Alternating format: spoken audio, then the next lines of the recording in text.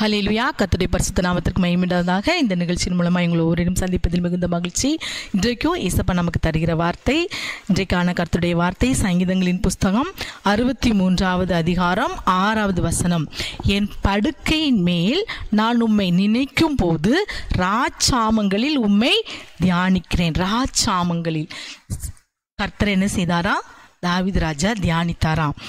ஏன்னா, நீர் எனக்கு துணையாய் இருந்ததினால் உமது செட்டைகளிலே களிகுருவேன். ஏசப்பா, நீங்க தான் எனக்கு துணை, கர்த்தர் தான் எனக்கு துணை என்று சொல்லி அவர், நீர் எனக்கு எல்லா சூழ்நிலையிலும் துணையாய் இருந்ததினால் உமது செட்டைகளின் நிழலிலே களி கூறுவேன் என்று சொல்லி அவருடைய செட்டைகளின் நிழலிலே என்ன செய்தாராம்? ஒரு களி கூர்ந்து அந்த அனுபவத்தோடு சொல்லியிருக்கிறாராம். என் படுக்கையிலே நான் உம்மை நினைக்கும் போது, அவர் படுக்கையில நினைத்தாராம். அவருடைய படுக்கை எப்படிப்பட்ட படுக்கை? அவர் ராஜாவாக இருக்கும்போது இதை எழுதலை. இதே நீங்கள் அதிகாரத்தில் 63 இந்த பிராக்கெட்டில் இருக்கிறத நீங்கள் வாசிப்பீங்கன்னா, தாவீது யூதாவின் வனாந்திரத்தில் இருக்கையில் பாடின சங்கீதம். அவர் வனாந்திரத்தில் இருக்கும்போது பாடின சங்கீதமா? வனாந்திரத்தில்னா காட்டுக்குள்ளே.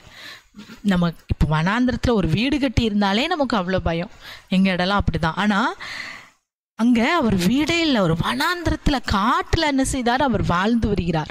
எதிரிகளுக்கு பயந்து, சவுலுக்கு பயந்து அவர் வனாந்திரத்தில் வாழ்ந்து வரும்போது அவர் என்ன செய்கிறார்? அந்த பாட்டை பாடினார். வனாந்திரத்தில் அவருடைய படுக்கை எப்படி இருக்கும்? அப்படியே தேய்க்கு கட்டில் அப்படியே ஒரு பெரிய பெட்டு போட்டு அப்படியே அவர் படுத்தார்? இல்லை, அவர் வனாந்திரத்தில் எப்படி படுத்திருப்பார்? பயத்தோடு சுற்றிலே இருள் இருந்திருக்கும், எந்த பூச்சி எப்போ வரும்னு தெரியாமல் இருந்திருக்கும். அந்த படுக்கையில், அந்த வனாந்திரத்தில் அவர் படுக்கையில் அவர் என்ன செய்தாராம்? கர்த்தரை நினைக்கிறாராம். இன்றைக்கு நமக்கு நல்ல சுகமாக நம்ம படுக்கிறோம், சுகமாக நல்ல பெட்ஷீட் போட்டு தான் நம்ம படுக்கிறோம். அந்த படுக்கையில் கூட இன்றைக்கு அநேகர் என்ன செய்கிறோம்? கர்த்தரை நினைக்க நாம் தவறி போகிறோம். அவர் அப்படிப்பட்ட அந்த வனாந்தர படுக்கையில் ராச்சாமத்தில் எழுந்து அவரை தியானிக்கிறாராம். எப்படிப்பட்ட ஒரு அருமையான ஒரு அனுபவம் தாவீது ராஜாவுக்கு இருந்தது பாருங்க. இன்றைக்கு அருமையான திண்டிப்பிள்ளை நம்முடைய வாழ்க்கையில் இன்னைக்கு அநேகர் என்ன சொல்றீங்க? படுத்தா தூக்கம் வர மாட்டேங்குது, தூங்காமல் என் கஷ்டத்தையும் கவலையும் நினச்சி தான் நான் புலம்ப வேண்டியதாக இருக்குது. இதில் நான் எங்கே போயிட்டுனா ராஜாமத்தில் கர்த்தரை நினைப்பது என்று சொல்லி. இன்றைக்கு அருமையான தேண்டி பிள்ளைகளை, கர்த்தர் நமக்கு செய்த நன்மைகளை மாத்திரம் நம்ம ருசிச்சா நம்ம இந்த மாதிரியான நினைவு நமக்கு வரவே வராது. அவர் அந்த சங்கீதம் முழுவதும் நீங்கள் வாசித்தீங்கன்னா, அவர் ஜீவனை பார்க்கலாம் உடைய கிருபை நல்லது, என் உதடுகள் உம்மை துதிக்கும், என் ஜீவனுள்ள நாள் மட்டும் நான் உம்மை துதித்து உமது நாமத்தை சொல்லி கையெடுப்பேன். நினத்தையும் கொழுப்பையும் உண்டது போல என் ஆத்துமா திருப்தியாகும், என் வாய் ஆனந்த களிப்புள்ள உதடுகளால் உம்மை போற்றும். இப்படிப்பட்ட ஒரு வனாந்தர வாழ்க்கையில் அவர் எப்படி அழகாய் பாடியிருக்கிறார் பாருங்க. நினத்தையும் கொழுப்பையும் உண்டது போல உண்டவனுக்கு உள்ள மகிழ்ச்சியை விட எனக்கு அதிகமான மகிழ்ச்சி, என் உதடுகள் ஆனந்த களிப்பாய் உம்மை போற்றி பாடும் என்று சொல்லி, இப்படி கர்த்தரை அவர் எல்லாவற்றிலும் துணையாய், நீங்க வாசித்தீங்கன்னா 7 நீர் எனக்கு துணையாய் இருந்து அப்படிலாம். இன்றைக்கு கர்த்தர் தான் நமக்கு துணை. அதை தாவீது நன்றாய் அறிந்ததுனால தான் அவருடைய செட்டைகளின் நிலையிலே களி கூர்ந்தாராம். அப்படிப்பட்ட அனுபவம் இந்த நாளில் நமக்கும் வேண்டும். அவர் கட்டாயம் உங்களுக்கு துணையாக இருப்பார். அவருடைய செட்டைகளின் நிழலினால் உங்களை மறைத்து மூடி பாதுகாப்பார். ஆகவே இந்த வார்த்தையின்படி இந்த தாவீதுக்கு இப்படிப்பட்ட சூழலில் உண்மை ராஜாமத்தில் தியானிச்சாரே அப்பா, நானும் கூட இந்த ராஜாமங்களிலும் கூட அதிகாலையிலும் கூட எந்த நேரத்திலும் உண்மையை தியானிக்கிறவளா என்னை நீர் மாற்றுங்க என்று சொல்லி நாம் இந்த வார்த்தையின்படி நாம் ஜெபிக்கலாமா?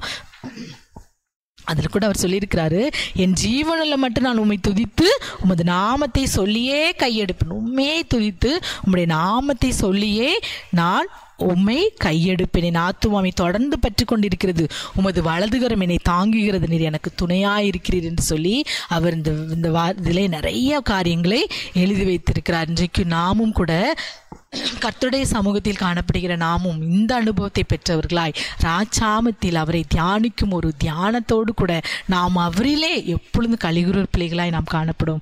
அப்படி இருப்பீங்கன்னா அவர் உங்களுக்கு துணையாய் இருந்து, உங்களுக்கு கேடகமாக இருந்து அவர் செட்டைகளின் நிலையினால் உங்களை காப்பாற்றுவாராகவே. இந்த வேளையில் ஜெபிக்கலாமா?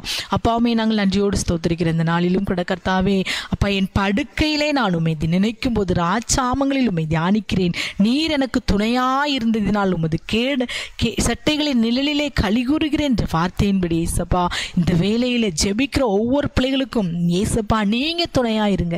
நீரே என் துணை, உமது சட்டைகளின் நிழலே என் பாதுகாப்பு என்று சொல்லி ஒவ்வொரு நாளும் படுக்கையிலே உண்மை தியானிக்கக்கூடிய அந்த இனிதான தியானமுள்ள ஒரு வாழ்க்கை தாவீதுக்கு இருந்தது போல எங்களுக்கு தாங்க ஏசப்பா. அவர் வனாந்தரத்திலே படுக்கை போடும்போது கூட உண்மை துதித்தாரே அப்பா. நாங்களும் கூட ஒவ்வொரு நாளும் எங்களுக்கு அழகாய் நீர் வீடு வாசல் எல்லாவற்றையும் நீர் கொடுத்திருக்கிறீர். இதையெல்லாம் நினைத்தவர்களாய் நாங்கள் உமக்கு நன்றியுள்ள பிள்ளைகளாய் காணப்பட இந்த நாளில் கிருபை செய்யுங்க. என்னோடு கூட சேர்ந்து ஜெபிக்கிற ஒவ்வொரு பிள்ளைகளுக்கும் இந்த பக்குவத்தை இந்த குணநலனையும் கொடுத்து ஆசீர்வதிங்க.